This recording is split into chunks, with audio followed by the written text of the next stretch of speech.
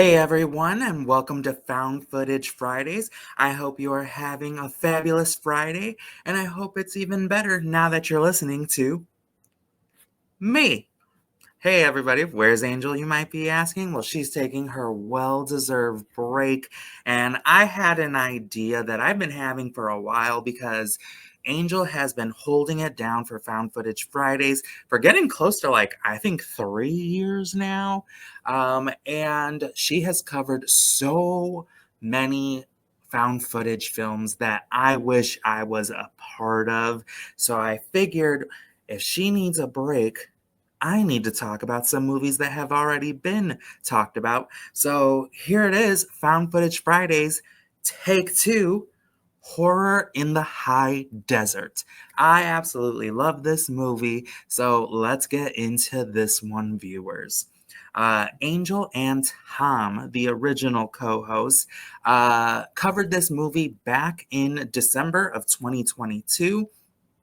The link to that video clip will be down in the description, captions below, and make sure to watch that one as well because they gave a great review, had great feedback on this movie.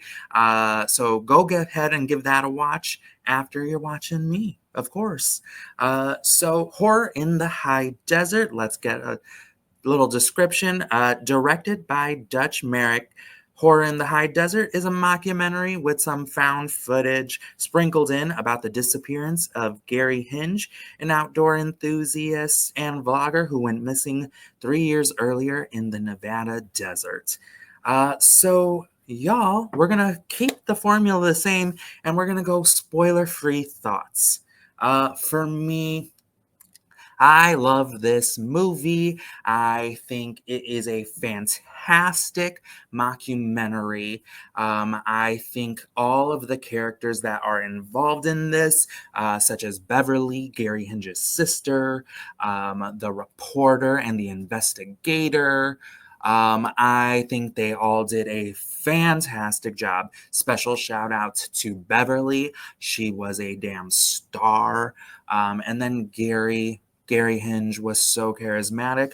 I was super invested in his story. I think this was a great mockumentary. I know for a lot of people, it was very slow. Not a lot happens until the last part of the movie, and we'll get into that later. But for me, I really didn't care that it was slow.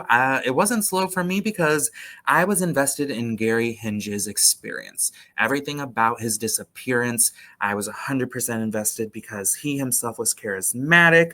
There was a lot of story in his story, and I think this carried me throughout the movie. I was so invested. So I think from a mockumentary standpoint, this felt like a real mockumentary. I thought I was watching this on A&E or like Discovery Plus, the murder mysteries, disappearance mystery documentaries. I thought this could have been a real doc. But from the mockumentary standpoint, I thought it delivered perfectly. And then when it gets to the horror element, the found footage element, I was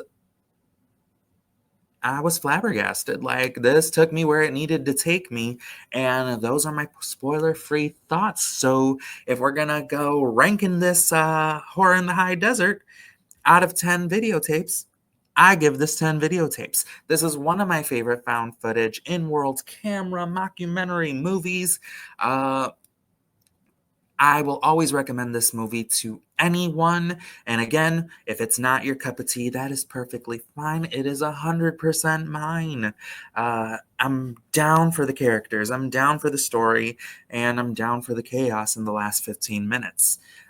So with that being said, 10 out of 10 tapes. Let's get into some spoilers. So again, this is about the disappearance of Gary Hinge.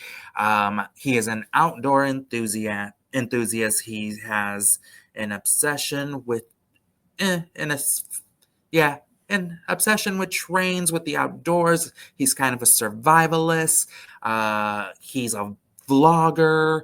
about the outdoors, and he goes searching uh, out in the Nevada deserts to where you're not really supposed to go backpacking. And then he gives people tips on what to do. And I guess on one of his excursions, he came across this creepy house, these noises, this creepy house, and then it vanished. He didn't see it. It felt sinister, and he came online and he told everyone about it. They thought it was a hoax. They roasted him. It got bad, and so he set out to go prove them wrong, that this was true. And he went out again, and Gary, let the haters hate. You would still be here with us. Oh my God, you shouldn't just let the haters hate. Because he had to prove that what he saw was real, he got. And oh, so heartbreaking. But again, these characters were very dynamic. His sister, shout out to the actress, she played the hell out of that role. She wants to know what happened to her brother. She really wants to know what happened, so much so that you start to get frustrated because she keeps flubbing the case. They are on this, they're trying their best, and she's messing everything up because she can't sit still. She can't let things go by without being a part of it. She needs to be the reason why she gets her brother back. Well, you kind of got to fast forward. Again, this is just a great doc. You learn about Gary, learn about some secrets that come about, some secret love. That comes out. You start to see some breaks in the cases, but again, Beverly kind of fumbles the ball here. But I think it's a great mockumentary to follow along with. If you can follow along my tangents, you should be able to follow along with this movie. And then, honestly, the last 15 minutes of this movie. So I have a little anecdote when it comes to the last 15 minutes of this movie, because this jump scare is the most effective jump scare in all of jump scare history, in horror history for me. Legit almost made me poop my pants. Not joking, like, oh, hyperbole. I was in the basement. This jump scare happened. Was loaded up with coffee. Ran. That's how much my heart sunk. Because the setup, this is like a 10-minute sinister setup of creepy found footage, night cam in the dark, these weird creepy sounds. Do you remember when you guys were like little kids and you played with those sticks that when you moved them upside down they go? Yeah, it was a bunch of that, creepy as hell in a horror movie. Like weird deep whistling, under your skin, unnerving. And then they got you staring at this house, panning away, staring at this house, and you're just like, what the hell's happening? And it goes on for like a good couple minutes, and you're just like, creepy, and then bam, something you don't expect. Like my heart sunk. Again, ran to the bathroom. So effective jump scare. I always got to tell Dutch, like, king of jump scares, just because of that. And then the sequels also knows how to deliver a good jump scare, because it's not unearned. He really sets it up and then he nails it. Again, this movie is worth the mockumentary part. To get to the horror, it is worth the however long, 90 minutes that you're watching. It is worth it. It is worth that hour of mockumentary to get to the scares. But again, the mockumentary is good, y'all. I know you're kind of bored. Some of you who don't like documentary without actual scares.